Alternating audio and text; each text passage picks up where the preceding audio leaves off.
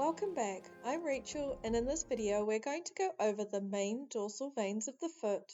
The dorsal veins of the foot function in transporting deoxygenated blood from around the dorsal surface of the foot proximally back up towards the legs. Dorsal digital veins run from the ends of the dorsal surface of the toes proximally up each side of the toes.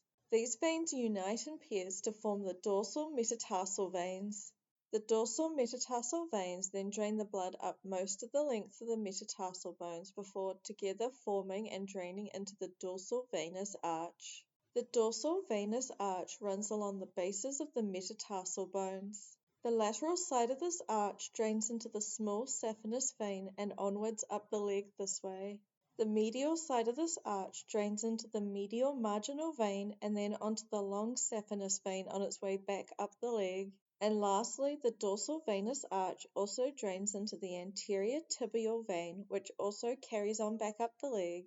And that concludes this video on the main dorsal veins of the foot. I hope you found it helpful. Thank you for watching. If you want to support this channel, please subscribe and check out more of my videos.